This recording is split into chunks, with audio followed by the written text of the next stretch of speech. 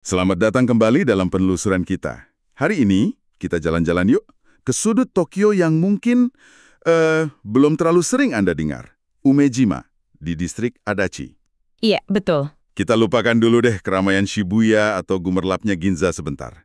Umejima ini nawarin sesuatu yang beda. Suasana Shitamachi kayak kota tuanya gitu, yang rasanya lebih tenang, otentik, dan dekat banget sama kehidupan warga lokalnya. Betul sekali. Dan penelusuran kita kali ini punya misi khusus nih buat Anda. Kita mau bareng-bareng gali cerita sejarahnya yang menarik, terus nemuin permata-permata tersembunyi di Umejima yang sering banget kelewat sama para pelancong. Wah, oke. Dari sumber-sumber yang Anda bagi, Umejima ini digambarkan bukan kayak destinasi biasa aja, tapi lebih kayak lapisan sejarah yang hidup, yang nunggu kita buka lembarannya bareng-bareng.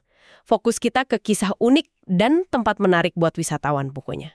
Menarik banget. Bahkan namanya aja, Umejima, itu udah nyimpen cerita ya. Saya baca di catatan Anda, nama ini ternyata gabungan dari dua desa lama, Umeda sama Shimane. Dari tahun 1889 loh, pas zaman Meiji. Iya, betul. Dan Ume itu kan artinya plem. Langsung kepikiran, apa jangan-jangan dulu di sana banyak pohon plem ya? Nah, Anda langsung nangkep intinya.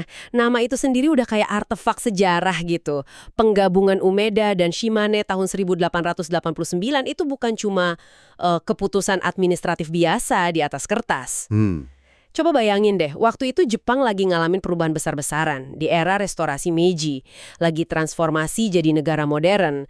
Nah, penggabungan di tingkat desa ini jadi semacam simbol persatuan, adaptasi, sama pembentukan identitas baru buat komunitas di sana. Nama Umejima itu jadi kayak wadah aspirasi mereka gitu. Terus soal pohon plem itu gimana? Itu cuma legenda aja karena namanya bagus atau emang beneran ada buktinya? Kadang kan nama tempat bisa agak nipu ya. Itu pertanyaan bagus. Emang ada sih unsur romantisnya ya, ngebayangin hamparan kebun plem. Tapi dalam kasus ini, imajinasi itu kayaknya didukung sama catatan sejarah deh. Oh ya? Sumber-sumber lama kayak Shijin Chimeiroku itu emang nyebutin adanya ubayashi atau kebun plem di area itu. Jadi nama Umejima ini kemungkinan besar emang nunjukin lanskap masa lalunya yang hijau. Dan mungkin wangi banget pas musim bunga plum mekar. Wah, kebayang ya. Ini nasi kita gambaran yang kontras banget sama Umejima yang kita lihat sekarang. Jadi, sambil jalan-jalan di Umejima modern, kita bisa coba bayangin gitu ya, aroma bunga plum ratusan tahun lalu. Tapi kalau kita ke sana sekarang nih, apa masih mungkin nemuin jejak fisik desa Umeda dan Shimane yang asli? Kan udah banyak perubahan, penataan ulang wilayah, apalagi setelah perang. Nah, disinilah petualangan kecilnya dimulai. Anda benar banget. Modernisasi, terutama penataan ulang wilayah pasca Perang Dunia Kedua, tahun 1945 sama 1947, terus ditambah lagi penerapan sistem alamat modern pakai blok COM tahun 1966, itu emang udah banyak banget ngubah peta Umejima. Iya, pasti ya. Garis batas desa lamanya jadi kabur. Tapi bukan berarti semua jejaknya hilang total. Anda cuma perlu jadi detektif sejarah sedikit. Detektif sejarah. Wah, kedengarannya seru. Petunjuknya kayak gimana tuh yang harus dicari? Coba perhatiin baik-baik nama-nama fasilitas umum atau penanda tempat yang agak tua. Mungkin Anda bakal nemuin nama kayak Sekolah Menengah Higashimane, Shimane Timur. Atau nama jembatan penyeberangan yang masih pakai salah satu nama desa lama itu. Oh gitu? Ini kayak remah-remah roti yang ditinggalin sejarah gitu. Nemu petunjuk kecil kayak gini tuh bisa ngasih kepuasan tersendiri. Kayak ada koneksi tak terduga sama masa lalu Umejima. Oke, jadi mata harus jeli nih pas jalan-jalan nanti. Baiklah, dari asal-usul nama, kita masuk yuk ke permata tersembunyi pertama yang menarik banget dari sumber Anda. Sebuah kuil buat ilmu pengetahuan, tapi lokasinya ini, wah, bener-bener di luar dugaan. Umejima Tenmangu. Kok bisa sih ada kuil persis di bawah jembatan layang stasiun? Justru itu uniknya. Kuil ini nggak berdiri megah di lahan luas, tapi kayak ngumpet tenang gitu. Nyaris nyatu sama struktur beton jembatan layang stasiun Umejima. Iya, ya. Ini nunjukin gimana ruang sakral itu bisa beradaptasi dan nyatu erat sama kehidupan kota modern. Orang mungkin keluar masuk stasiun tiap hari tanpa sadar ada tempat doa penting persis di samping mereka. Dan kuil ini kan buat Sugawara no Michizane ya, dewa ilmu pengetahuan. Kuil Tenmangu emang sering banget jadi tempat pelajar berdoa buat ujian.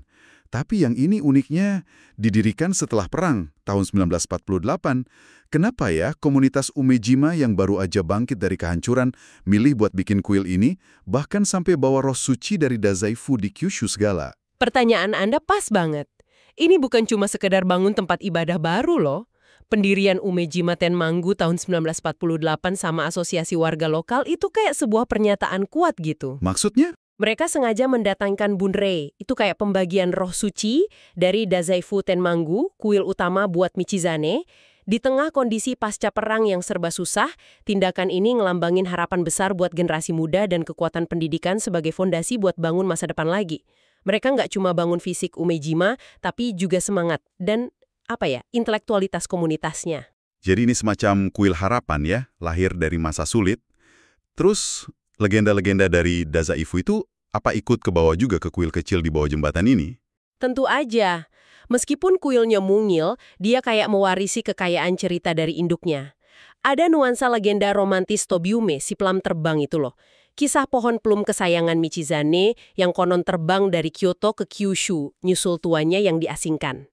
Wah, keren ya. Terus ada juga kepercayaan soal Go-Shingyu, sapi suci, di mana kalau kita ngelus patung sapi di kuil Tenmangu, dipercaya bisa bawa kebijaksanaan. Jadi kuil ini kayak miniatur yang nyimpen esensi cerita besar gitu. Kalau saya ke sana nih, ada tips khusus nggak selain berdoa? Mungkin sesuatu yang khas Umejima Tenmangu banget.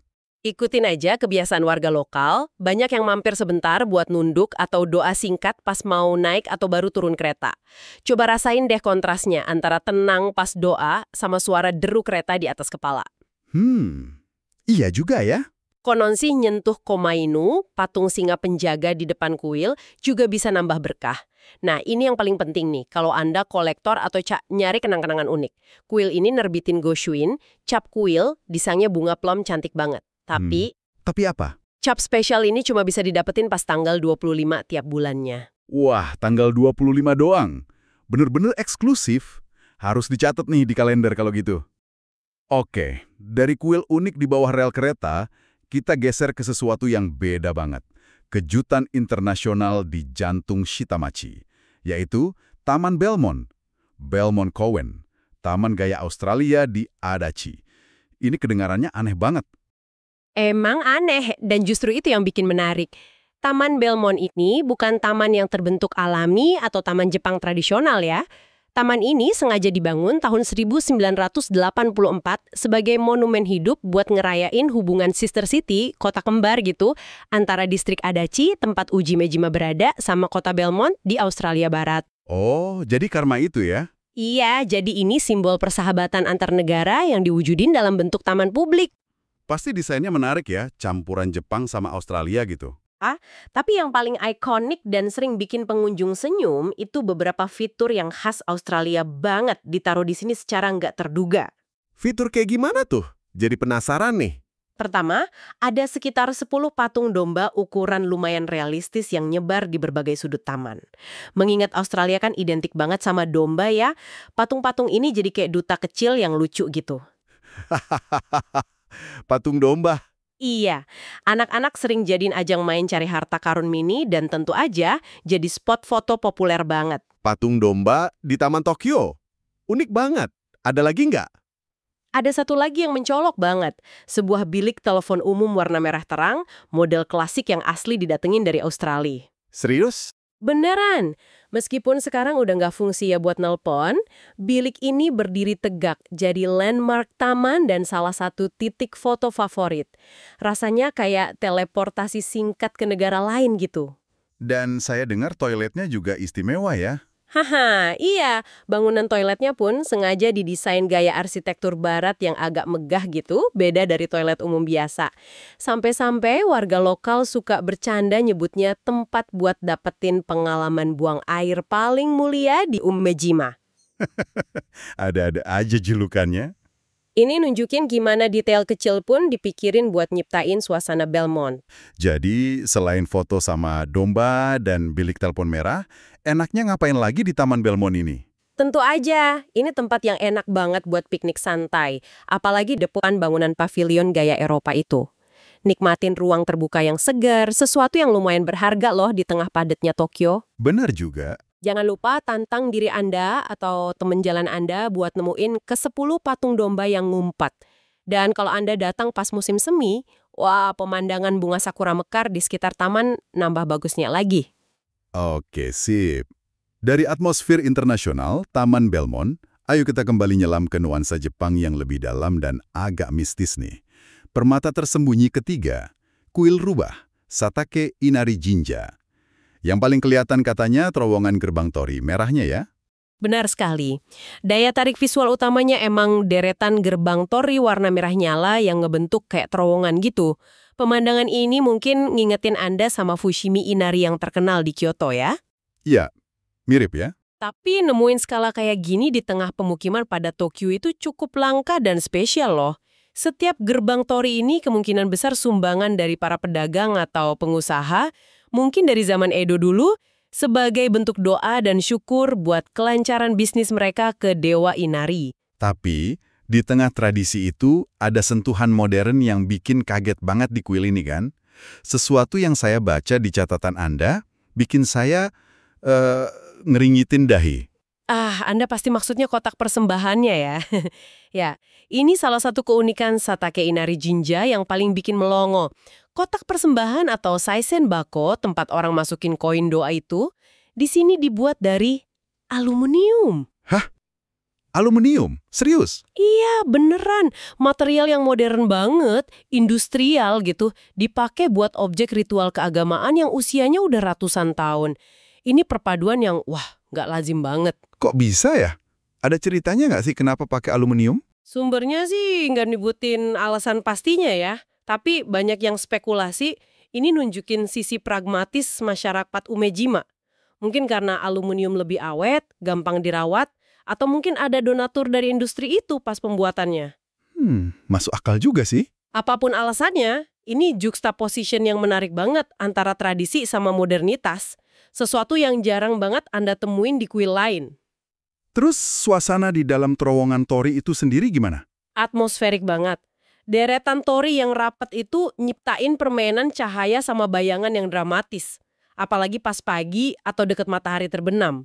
Cahaya matahari yang nerobos celah-celah gerbang itu bikin efek visual yang indah dan ngasih suasana yang lebih sakral, intim, tenang gitu. Dibanding kuil Inari besar yang biasanya rame turis. Rasanya lebih personal aja. Ada tips khusus nggak? Atau mungkin kepercayaan lokal unik pas ke Satake Inari Jinja ini? Sebagai bentuk hormat, biasanya orang agak nunduk sedikit pas mulai masuk dan lewatin tiap gerbang tori di terowongan itu. Nah, soal kotak amal aluminium tadi, ada kepercayaan lokal yang menarik nih. Apa tuh? Setelah Anda masukin koin dan berdoa, coba deh sentuh permukaan kotak aluminium itu. Konon katanya, keinginan Anda bakal nyampe lebih langsung atau lebih efisien gitu ke dewanya lewat material modern ini. Wah, unik banget ya kepercayaannya. Entah bener atau enggak ya, tapi ini bagian dari cerita unik kuil ini.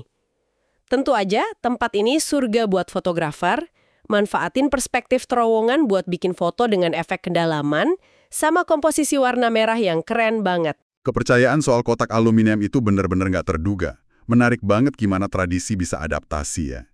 Oke deh, dari kuil Inari yang unik, kita pindah ke pemandangan yang gabungin alam sama ikon modern Tokyo. Pemandangan Skytree dari tepi sungai Arakawa, Arakawa Kasenjiku. Apa sih yang bikin pemandangan dari sini spesial?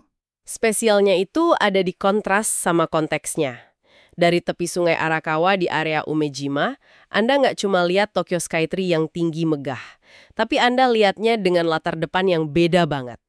Sungai Arakawa yang lebar dan tenang, terus ada hamparan hijau tanggul sungai yang alami. Oh iya. Ini nyiptain semacam dialog visual yang kuat antara keindahan alam sungai sama pencapaian teknologi modern yang diwakilin Skytree. Ini perspektif Skytree yang rasanya lebih membumi dan damai. Jauh dari rame-ramenya Oshiage, tempat menara itu berdiri. Nggak banyak nemu sudut pandang kayak gini di tempat lain. Jadi bukan cuma soal lihat Skytree-nya ya, tapi lihat dalam bingkai yang beda gitu. Apalagi yang bisa kita rasain di tepi sungai ini? Tapi Sungai Arakawa ini kayak ruang publik penting banget buat warga Umejima. Ini jendela otentik ke kehidupan sehari-hari mereka. Anda bakal lihat orang dari segala usia nikmatin ruang terbuka ini. Ada yang jogging pagi atau sore, sepedaan santai, keluarga jalan-jalan sama anjingnya, anak-anak main. Kebayang sih. Duduk di sini tuh ngasih kesempatan buat ngerasain ritme kehidupan lokal yang tenang dan nikmatin ruang terbuka yang berharga banget di kota sepadat Tokyo. Kapan waktu paling pas buat nikmatin pemandangan ini? Momen paling magis itu pas senja. Anda bisa lihat matahari terbenam warnain langit sementara lampu-lampu Skytree mulai nyala satu persatu. Wah.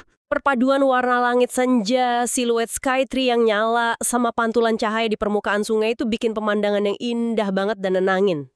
Kedengarannya sempurna buat relaksasi. Jadi aktivitas utamanya ya santai-santai nikmatin suasana gitu ya? Tepat sekali. Bawa aja minuman anget atau cemilan ringan, cari tempat duduk enak di tanggul sungai, terus biarin diri Anda nyerap suasana damai itu. Ini relaksasi simpel tapi efektif banget. Kalau Anda lagi pengen gerak, jalan kaki atau nyewa sepeda di sepanjang jalur tepi sungai juga oke banget.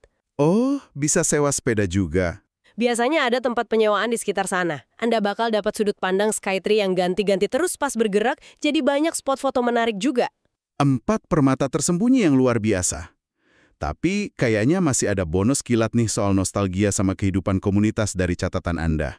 Betul, setilas aja buat ngelengkapin gambaran Umejima. Pertama ada Umejima Yu Sento. Ini pemandian umum atau sento dari zaman Showa. Uniknya, bangunannya itu nyatu langsung sama restoran. Oh, jadi satu gitu. Iya, ini contoh arsitektur praktis zaman dulu di mana fungsi-fungsi komunal digabungin. Dan sento kayak gini dulu tuh jantungnya interaksi sosial warga. Lihat bangunannya aja udah kayak lihat potret masa lalu. Terus ada juga jalan belanja tradisionalnya kan? Iya, Umejima Ekimae Dori Shotengai. Ini Shotengai atau jalan belanja yang sejarahnya lumayan panjang, udah ada dari tahun 1951 buat ngelayanin stasiun Umejima yang umurnya malah udah 100 tahun. Wow, tua juga ya stasiunnya. Meskipun mungkin nggak seramai dulu, Shotengai ini masih jadi pusat aktivitas penting buat warga. Sering ada acara musiman, kayak festival musim gugur bulan November gitu, lumayan rame. Jalan di sini cara terbaik buat ngerasain atmosfer lingkungan Umejima yang sebenarnya. Luar biasa. Jadi kalau kita rangkum nih penjelajahan Umejima ini benar-benar kayak cerita ya. Bukan cuma tempat tapi kayak narasi gitu. Dari asal namanya yang wangi bunga pelam, kuil Tenmangu di bawah stasiun sebagai simbol harapan pasca perang. Iya, terus Taman Belmont yang bawa Australia ke jantung Shitamachi lengkap sama domba dan telepon merahnya. Iya, sama kuil Satake Inari dengan terowongan tori dan kotak amal aluminiumnya yang bikin kaget itu, sampai pemandangan ikonik Skytree yang kayak ngobrol sama alam di tepi Sungai Arakawa. Anda ngerangkumnya pas banget. Umejima mungkin nggak punya lampu neon yang silau atau butik mewah kayak distrik lain di Tokyo ya. Pesonanya justru ada di ketenangannya, di detail-detail kecil yang ngumpet, di cerita-cerita di balik bangunan sederhana atau kuil yang nggak mencolok. Disinilah Anda bisa nemuin sisi Tokyo yang lebih otentik, lebih personal, jauh dari jalur wisata utama. Ini kesempatan buat ngelambatin langkah dan bener-bener ngeliat. Rasanya kayak undangan buat nggak cuma jadi turis ya, tapi jadi penjelajah, pengamat gitu. Tepat sekali. Ini soal memperhatiin hal-hal yang mungkin dilewatin orang lain. Mungkin Anda nemu prasasti batu tua yang udah lumutan di sudut jalan, atau kagum sama detail ukiran kayu di rumah tua yang masih bertahan di tengah bangunan modern. Nah, ini nyambung ke penutup yang menarik dari sumber Anda. Ada tugu peringatan Taisho Shindo di area Umejima 3 Chome, monumen dari era Taisho awal abad 20, tapi catatan sejarah detailnya ternyata agak kabur atau misterius gitu ya. Benda-benda kayak tugu peringatan inilah yang jadi saksi bisu transformasi Umejima. Era Taisho itu kan periode transisi penting ya. Adanya tugu ini aja udah mancing rasa penasaran. Jalan baru apa sih sebenarnya yang dirayain sama monumen ini? Siapa penggagasnya? Kenapa detailnya kayak dilupain waktu? Jadi ini pertanyaan penutup buat Anda renungin nih. Pas Anda nanti mungkin jalan-jalan di Umejima, coba deh perhatiin detail-detail kecil kayak tugu peringatan itu. Benda-benda itu bagian dari teka-teki sejarah Umejima. Kira-kira cerita apa lagi ya yang masih ngumpet di sana, yang nggak kecatat di buku panduan, yang nunggu buat Anda temuin, dan mungkin Anda tafsirin sendiri maknanya. Selamat bertualang deh dalam penelusuran Anda.